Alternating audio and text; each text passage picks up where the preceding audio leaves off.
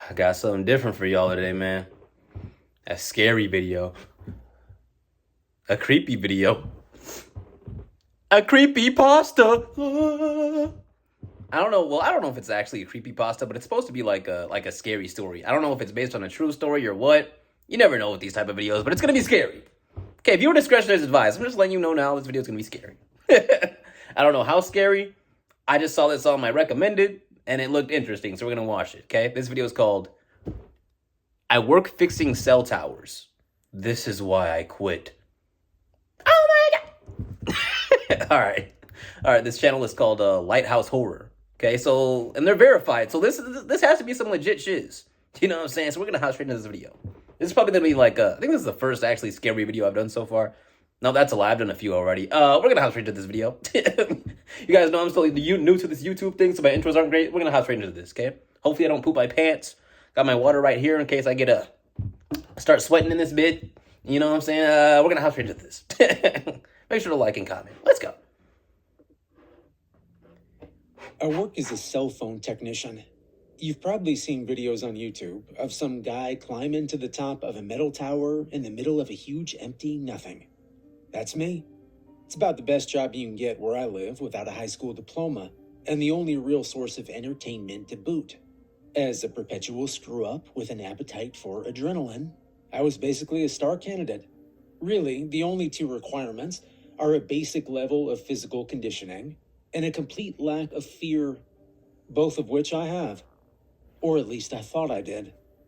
2 weeks ago, the company I work for, who shall remain unnamed lest the corporate overlords find this post, sent me out to a job site about 50 miles out of town. Rarely do I have to cross state lines, but the tower in question was about as far out of the way as it gets. Big one, too. 400-something odd feet, meant to bounce signals all the way across the Appalachian Mountains from one sleeping mining town to the next. Not That suited me Appalachia. fine. I prefer working where prying eyes won't see me for one reason: base jumping. For the uninitiated, base jumping entails throwing yourself off of a big object with a parachute on. You know when you jumped off the roof of your house as a 10-year-old with a blanket and broke your ankle, and your stepdad came out and beat you with a belt before he drove you to the hospital? No? Maybe it's just me. Anyhow, base jumping is basically the grown-up version of that. Minus the broken ankle and the beating, hopefully. Luckily for me, secluded cell towers happen to be the perfect place for this kind of hobby. The morning I was supposed to head out, there was a fine mist sinking down into the hollers around where I lived. The locals called it moonshine weather, which translates to stay the hell inside and get drunk instead of go to work. As tempted as I was to do just that, I'd been hoping they'd send me out that way for months, and I couldn't pass up this opportunity. I should have trusted my gut. Instead, I brewed myself a shitty thermos of coffee, threw my gear into the back of a shitty Jeep, and, well, you get the idea. I drove a few hours out to the site, fooling myself all the way that the weather would clear up soon and it would be a sunny climb all the way to the top. I'd packed my parachute along with my other gear. I used to bring a GoPro along until I realized that recording the sort of behavior that would give an OSHA rep an aneurysm probably isn't smart. I can be smart when I remember to. Anyway, I parked my Jeep outside the fence around the tower and typed the code into the electronic gate. Someone had strung razor wire over the top of it, but I doubted anyone visited much, and the wire was crumbling in places. I figured anyone who really wanted to wouldn't find it hard to bypass. My suspicions were confirmed as I drove past the tiny maintenance shed sitting on the corner of the lot and found every inch of the corrugated metal covered in graffiti. I admired it as I opened the padlock and retrieved one of the bulbs from inside. The work order said that this tower needed an aircraft warning light replaced. You know, those blinking red lights that let you know there's a giant tower out there in the dark. I took one from a dusty shelf and tucked it into my rucksack, threw on my climbing rig, checked my chute one last time, and started the climb. The start of a climb's always boring. One hand over the other, rung by rung. You're almost impatiently waiting for that thrill that comes with dangling hundreds of feet above the earth. Or at least I Thrill. was. But you gotta pace yourself. A fall from 30 feet can be just as fatal as a fall from 400. And if I was gonna go out, I knew which one I'd rather take.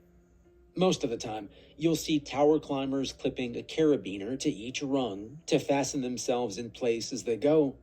I didn't bother with that, unless it's a windy day. It wasn't. In fact, the air seemed unnaturally still as I climbed. If I were a wiser man, I might have paid more attention to the prickle at the back of my neck or the sense of foreboding in my gut. But as you've probably guessed, I am not.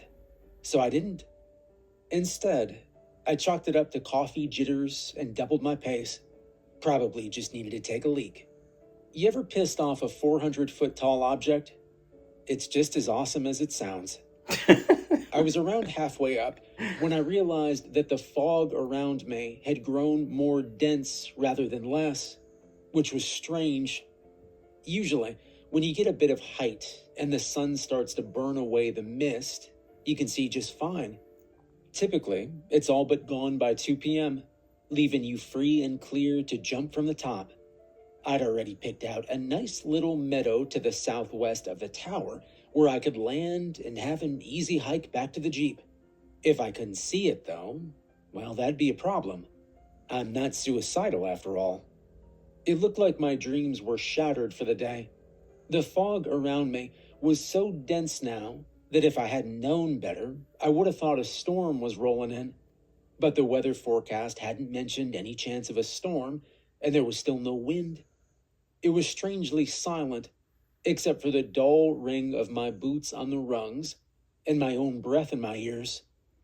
I paused to take a break around the halfway up. There are altitude markers painted on the cell tower, so you can mark how far you've come, and I just passed 150 feet. Clipping a carabiner onto the rung above me for the first time that day, I leaned back and stretched, enjoying the feeling of weightlessness. I glanced down, something the veteran climbers tell you never to do, and that's when I saw it. Down below me, shrouded in mist, a shape clung to the side of the tower. I say shape because I didn't get a clear look at it. Just a shadow, maybe 100 feet below, so far away that I couldn't really even tell if it was moving. The hell? Now, I know I'm not Shakespeare, but I doubted old Bill would have reacted any differently than I did. I mean, why would anyone be climbing a cell tower in backwoods Appalachia on a day like this? Anyone besides me, that is. My first thought was that it was one of the graffiti artists who, finding their skills limited by the canvas of the old maintenance shed, had grown the balls to climb the tower and add a little color to the gray steel. Good on them. Might make for a bit of an awkward meeting when they caught up to me, but I wasn't about to call the cops or anything. I even debated hanging around until they got a little closer, but decided against it. That was my first and only good decision that day. Probably the one that saved my life. I kept climbing, reasoning that if my fellow climber made it to the top while I was still around, I'd congratulate them on their courage and ask them nicely to paint over one of the lights so that the company would send me out here in a month or two and I could get my jump on. I reached the 200-foot mark and took another break, feeling the cold, wet air on my cheek, scratching under my thick beanie. The company tells you to wear a helmet, but I figured that at heights like this, I'd prefer my cranium to liquefy on impact if I fall. Quick and painless. I took another look down to see how my mysterious friend was doing. It was closer. I say it because it took my brain a few seconds to register that the thing climbing up the tower toward me wasn't human. It had closed the distance between us by a few dozen feet, and it was impossible to mistake. Its arms were too long, its body too short. I caught a glimpse of dark, glistening skin through the mist, a face twisting on a knobbly neck. Two eyes that were pale and milk white, like an old man's cataracts. I blinked. It was still there. One long arm swung over the other with unnatural grace, a hand large enough to swallow the entire rung curling around steel. The hell? Now, I'm not superstitious or religious or philosophical or political or really anything at all. I'm a monkey-brained tower climber. And when I saw that thing that was following me up the tower, my monkey brain took right over. I scurried up the rungs, throwing caution to the wind, my brain trying to account for what I was seeing. Some kind of prank? A TV show, right? With an absolutely insane budget? A dozen half-hearted attempts at reason flew through my mind, each one as pathetic as the last. I climbed until I was out of breath, and my mind, looking for excuses and coming up empty, swung back around to, did I really just see that? I risked a glance down. The thing was still below me, and gaining. It climbed in eerie silence, not growling or snarling like a wild animal, just the quiet, fluid determination of a predator stalking prey. I caught a flash of movement, of a snub-nosed face, of naked skin, and a mouthful of black teeth. I'd given an old meth head some change once, and she'd flashed me a rotten grin full of teeth like that. Oh, There was only teeth. one way down now, and that was up. I climbed as quickly as I could, throwing caution to the wind. The 300-foot mark passed in a blur. 350. I was starting to flag, every breath burning in my lungs. I could taste copper in my mouth, and my eyes were blurry. I started to get clumsy. I missed a rung with my foot, almost falling. I clung there, terrified that I would feel long fingers close around my foot. I kicked the rings once, then managed to get my boots back in place and kept going. I reached the tower's uppermost platform. The trapdoor was locked, secured by a padlock. Of course it was locked. I tore a glove off with my teeth and let it spiral away, fumbling in my pocket for the key. Nothing. My entire body was seizing with fear. I unhooked the hammer on my tool belt and bashed the padlock. It came open, bouncing off my arm. I shoved open the door and hauled myself through, landing on the small platform at the top like a trout from a creek. Through the grates, I could see the thing right below me. It opened its mouth, jaw cracking, to reveal a mouth that was too wide. Inside that mouth was another mouth, and another, and another. I screamed. Well, I did my best with whatever air was left in my lungs. It sounded more like a whimper or a sob. I stood with my back to the top of the tower, watching as it moved half-hidden below me. I slung one leg over the railing at the edge of the platform and checked the straps on my parachute. The sky was gray in every direction. Nothing but endless, mind-numbing gray.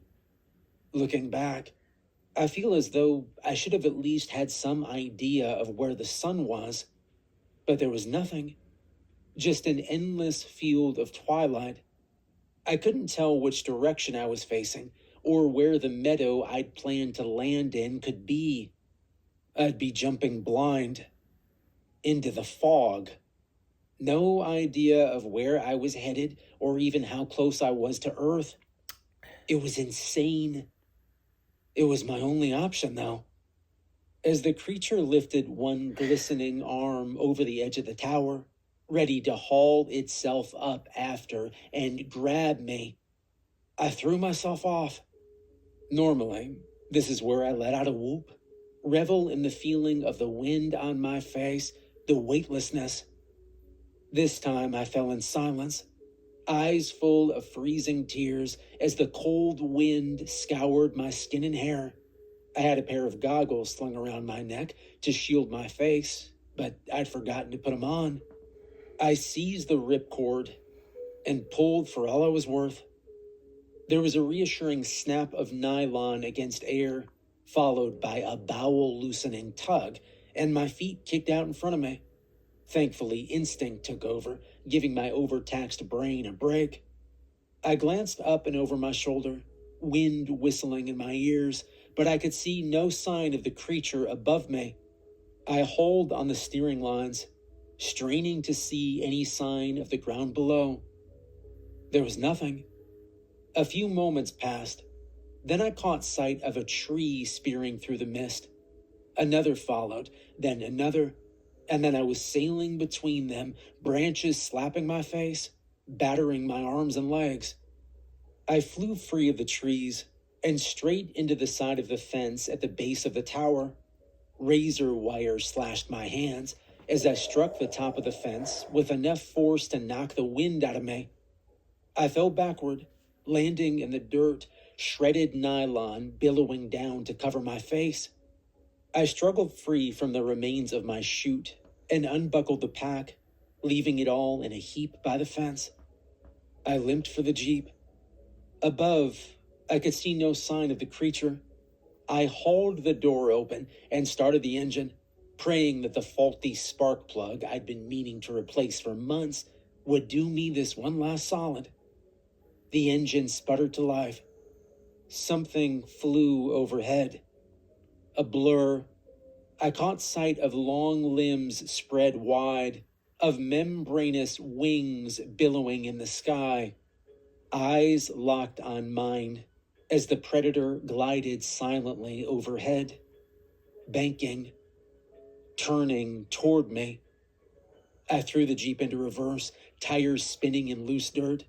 My head bounced off of the headrest as I crashed through the gate. Then I was off, jostling down the gravel-packed road. I didn't stop driving until I reached home. Autopilot must have kicked in because I drove myself to the ER. They must have thought I was some kind of crazy person. They had to peel my fingers from the bloody steering wheel before they could get me inside. It's been 2 weeks now, and the stitches across my arms and hands are only just healing. I'll have the scars for the rest of my life. I'm writing this with the doors locked, and my stepdad's old 12-gauge leaned against the desk next to me. I should get a dog. Maybe 2. The mist is back, and somehow the mountains just don't seem as safe as they used to. The screen of my phone just lit up. A text from the company. Another job, another site. I don't think I'll answer.